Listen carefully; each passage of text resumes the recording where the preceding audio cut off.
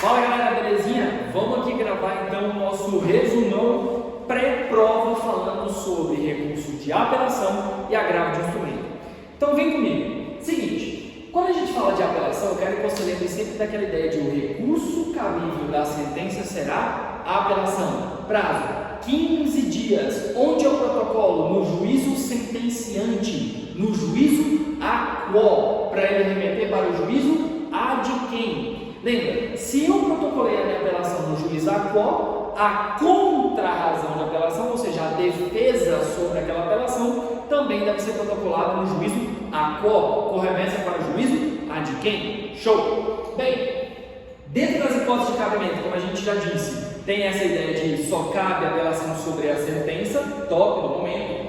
O prazo, 15 dias. Tem preparo, professor? Também tem preparo. Com relação aos efeitos, suspensivo como regra, porque suspende a exigibilidade daquele teor decisório. Tem efeito translativo, matéria de ofício, igual no último vídeo. Tem efeito devolutivo, de poder realizar totalmente o processo? Tem. E tem ainda também efeito expansivo. Bem, o local do protocolo, como nós falamos, vai ser do juízo a quo, com remessa para o juízo a de quem? Nota importante. Quem vai analisar os requisitos de admissibilidade, esses pressupostos do cabimento? Vai ser somente o tribunal, o juízo a de quem? Preliminar de apelação. Artigo 1009, parágrafo 1º. Turma das decisões que acontecerem na fase de conhecimento. Lembra, fase de conhecimento inicial, citação, audiência de conciliação, contestação, réplica, provas, AIJ, sentença. Se ocorrer uma decisão ao longo dessa fase de conhecimento que não comporte agravo de instrumento, que é o recurso próprio, você deverá questionar isso em sede de preliminar de apelação. Preliminar é um tópico que você vai abrir na sua peça antes de iniciar propriamente a sua discussão de mérito, as suas razões de reforma, ok? Show? Massa! Só dar um exemplo, sim, vou dar um exemplo. Aqui no artigo 1015 não está falando, por exemplo, da decisão que indeferiu testemunhas, da decisão que não apreciou o pedido sobre a incompetência como procedente, ou seja, indeferiu aquele pedido de incompetência.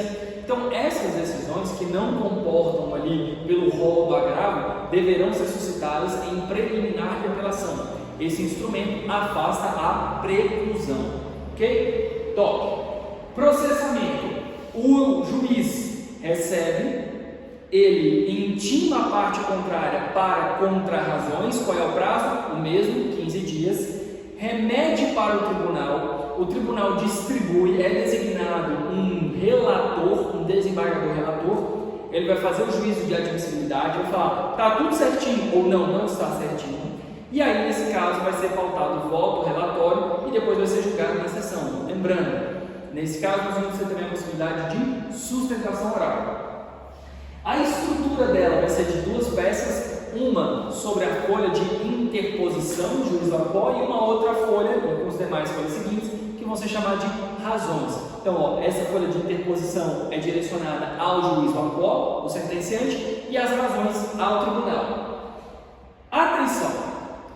Com a mudança do Código 73 de 2015, nós tivemos ali a ausência dos embargos infringentes. A ideia ali que discutia sobre a não unanimidade quando, por exemplo, da análise do recurso de apelação, os três desembargadores que vão apreciar divergiam, ou seja, não era unânime. Como não temos mais essa hipótese recursal, o próprio Código trouxe uma possibilidade de trazer esse efeito de discussão. Como que funciona então? Se eventualmente tiver divergência, não for uma decisão unânime, haverá a possibilidade de ampliação de quórum ou quórum estendido, onde outros desembargadores, outros julgadores vão compor. Então, no caso, por exemplo, a gente vai falando da turma com 5 desembargadores, os 3 analisaram inicialmente, 2 serão chamados para compor esse quórum expandido, quórum ampliado.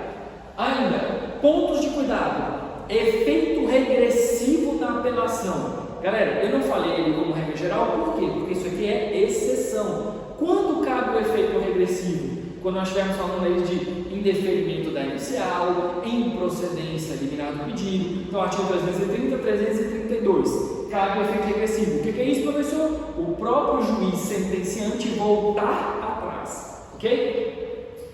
Exceções do efeito suspensivo. Como regra, a apelação tem efeito suspensivo? Sim, professor. Mas existem excepcionalidades? Existem excepcionalidades. Vou dar alguns exemplos. Por exemplo, ações de alimentos, ações que confirmem a tutela liminar, ações que envolvem um devido risco, um perigo, quando da não concessão ou quando da concessão. Então, veja, se a gente está falando de não ter, então quando a ideia é de afastar o requisito do efeito suspensivo. Recurso adesivo. Galera, a questão que já foi cobrada em diversos concursos e é importante para ti, sempre recorde disso. O recurso adesivo é apresentado quando? Do momento da contrarrazão. Então, ó, as duas partes de interesse recorreram. Uma não apresentou recurso, a outra apresentou. Na sua fase de se defender contra razões, você pode pegar e apresentar um recurso adesivo, que vai literalmente colado no recurso da outra parte. Isso quer dizer que se ela desistir, o seu recurso vai embora. Professor, eu lembro direitinho, só que agora vem um pulo do gato, que é o quê? Se tu já apresentaste uma apelação e a outra parte também apelar, não poderá ter um recurso adesivo. Por quê? Porque você já gastou a sua oportunidade de recorrer, então você já recorreu. Se tu já recorreu, tu não pode apresentar ao mesmo tempo um recurso de apelação e uma apelação adesiva. Ok? Top? Bem, ponto importante. Teoria da causa madura ou causa madura. A gente fala que a causa está madura quando o tribunal, quando o juiz, ele tem todos os elementos suficientes para poder apreciar o pedido. Então pode ser que o seu pedido na apelação não seja propriamente para o desembargador seguir aquilo ali. Como assim, professor? Digamos que tu precisa que o processo seja reconhecido como uma preliminar presente, como uma ideia de incompetência do juízo. E aí, incompetência do juízo tem que voltar para o juízo competente. Então, nesse caso, ele vai cassar a sentença e mandar para o juízo a qual. Quando ela estiver madura, o próprio tribunal poderá resolver a questão. Beleza? Então, causa madura, quando o tribunal pode verificar e decidir a questão, quando todos os elementos necessários já estão presentes no processo. Agravo de instrumento. Bizu. Agravo de instrumento é decisão. A apelação é sentença. Não confunda. Prazo: 15 dias. Úteis ou corridos? Úteis. Toca, professor. Mesma coisa, né? Quando que cabe o agravo de instrumento? Bem, o agravo de instrumento, como regra geral, ele é chamado de recurso com rol taxativo. Por quê? Porque somente aquelas hipóteses que estão previstas em lei que devem admitir o agravo. Então, tirando essas hipóteses legais, em tese não deveria caber agravo. Só que o professor tem um negócio aqui de taxativo mitigado. O que é isso? O rol taxativo mitigado, nós temos posições precedentes do STJ sobre a possibilidade de admitir um agravo, mesmo que a lei não preveja aquela hipótese de cabimento. Ué, pessoal, como assim? Ficou bagunçado? Não. Pensa na ideia do argumento sobre a preliminar de incompetência. Veja, a incompetência vai fazer com que o processo volte ao juiz do acó para que possa rever quais atos vão ser aproveitados e quais que vão ter que ser refeitos. Então, por isso, para que se tenha uma devida eficiência, a devida celeridade do processo, nestes casos, quando tiver algum tipo de perigo ao resultado ou a morosidade excessiva, tem sido analisada a hipótese sim do cabimento do agravo, mas quando você for fazer então a hipótese lá do cabimento, você tem que explicar o rol taxativo mitigado e o prejuízo que caso aquele pedido não seja analisado naquele momento, poderá causar para o processo e as partes. Ok? Então, rol taxativo, regra geral. Rol taxativo mitigado são exceções, flexibilizar em razão de trazer um benefício processual, de evitar um perigo, celeridade e eficiência. Ok? Mas, quando que cabe agravo de instrumento? Primeira hipótese, você já sabe, muito claro. Professor, caberá agravo de instrumento às decisões interlocutórias que versarem sobre tutelas provisórias. Exato, então tutelas é o primeiro bizu. Falou tutela, grande chance de ser agravo de instrumento. Agora, se o pedido liminar for apreciado em sentença, qual vai ser o recurso? A apelação. Lembra? Sempre que eu vou lembrar, agravo e decisão. Sentença, apelação. Não confunda.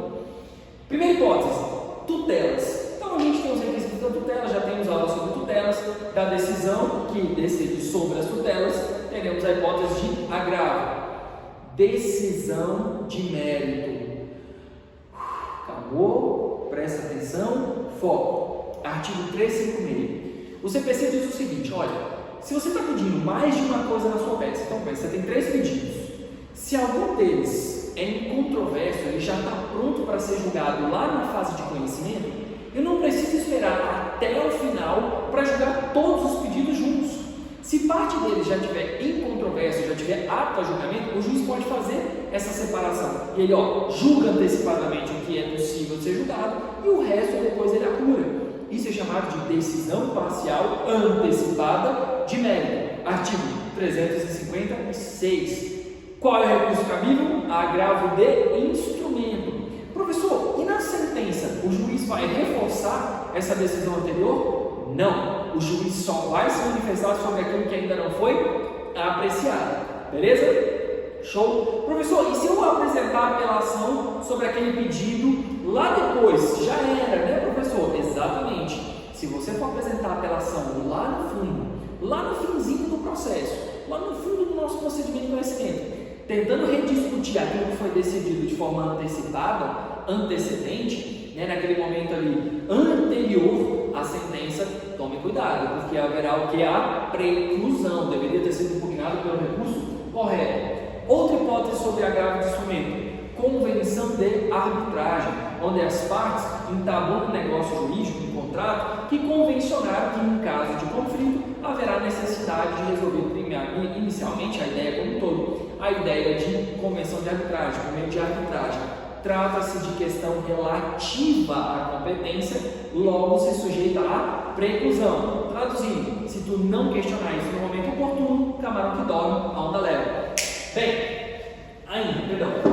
incidente de desconsideração da personalidade jurídica. Então até aqui a gente tem ideia das tutelas, nós temos a decisão de mérito, nós temos a arbitragem e agora a decisão acerca do incidente da desconsideração da personalidade jurídica e pega o bizu sobre intervenção de terceiros comportará agravo de instrumento. Então a gente já consegue juntar. Outra coisa, exclusão de uma das partes do litisconsórcio, ou seja, exclusão de litisconsorte. Então aqui a gente está conseguindo ver a figura da intervenção de terceiros e a exclusão de litisconsorte. Já ajuda você para facilitar na hora de lembrar. Gratuidade e justiça. Professor, a concessão da gratuidade e justiça cabe recurso de agravo? Não cabe da concessão.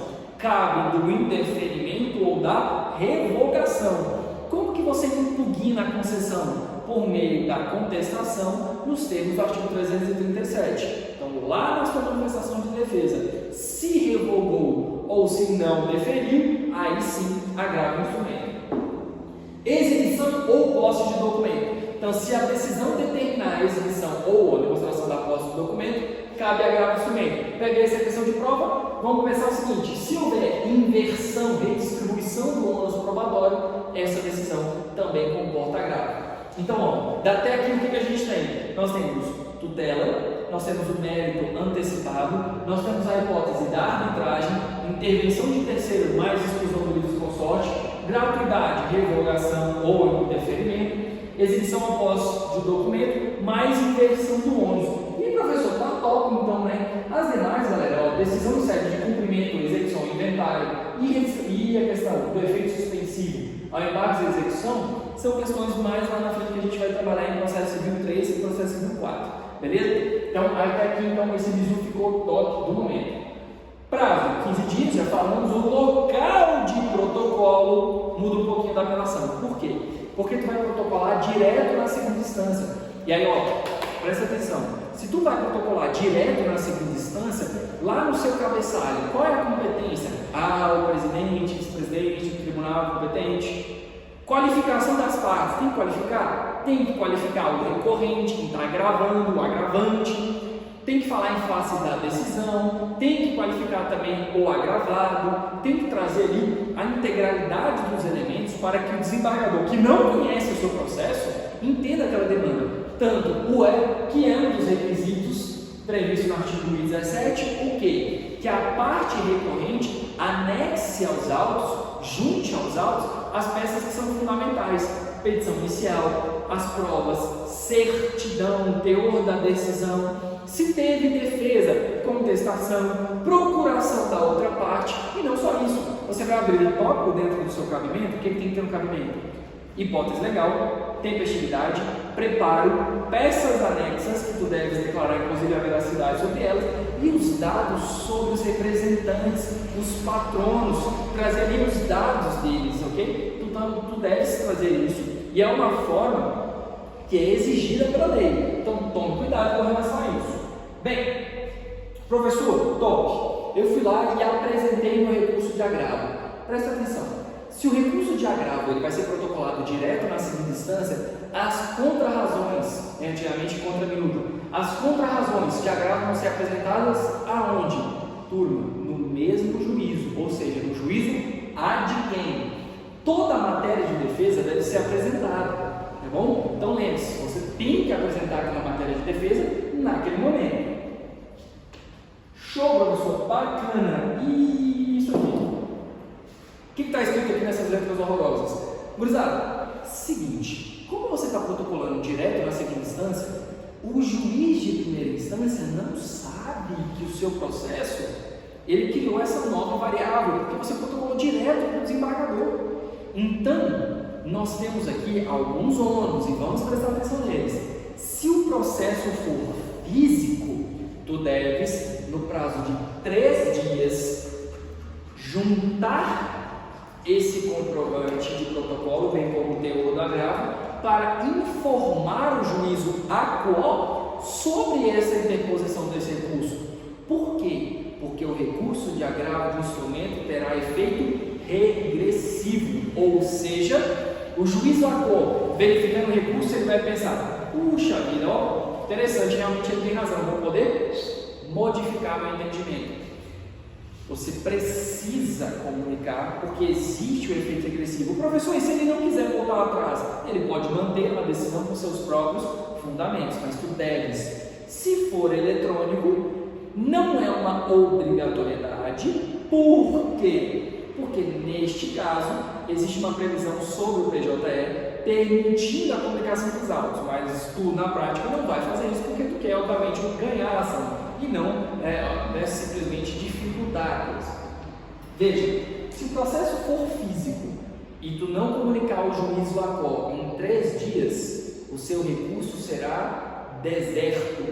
Só que, presta atenção, ser deserto por essa discussão, por essa circunstância, ela precisa chegar ao tribunal. Então, olha lá, o tribunal está aqui, o juízo está aqui, são coisas distintas. Se o processo é físico, o tribunal não vai pegar e ficar apurando se tu juntou ou não. O que tem que ser feito? No período das contrarrazões, tu deves pegar e apresentar ao tribunal falando: excelências, a parte não juntou no prazo legal que deveria a comunicação sobre a interposição do agravo. E aí, como consequência, essa falha formal nos diz que o processo será julgado deserto. Beleza? Professor, se o juiz ACO mudar o entendimento dele, ou seja, admitiu o efeito regressivo, voltou atrás, então o nosso agravo perdeu o interesse, o chamado interesse recursal, houve a devida perda daquele objeto em discussão. Beleza? Top! Do momento. Último ponto para a gente finalizar, então, essa linha rápida de revisão. Processamento. Ingressou com agravo, vai ser distribuído, vai ser determinado um desembargador relator. Esse desembargador relator, ele vai analisar: preenche os pressupostos? Tem pedido liminar? Tem, então eu vou analisar. Ele percebe o que tem ali escrito, a circunstância, verifica a admissibilidade, verifica se há pedido liminar. Identificou? Top, do momento ele pega aquilo ali, e aí então ele vai intimar a outra parte para que se tenha as devidas contrarrazões. A outra parte aparece no processo e aí vai ser designado então uma sessão de julgamento sobre o mérito do próprio agravo. Beleza? Bem, então, gurizada, é isso. Espero que vocês aproveitem bastante essa revisão e boa prova.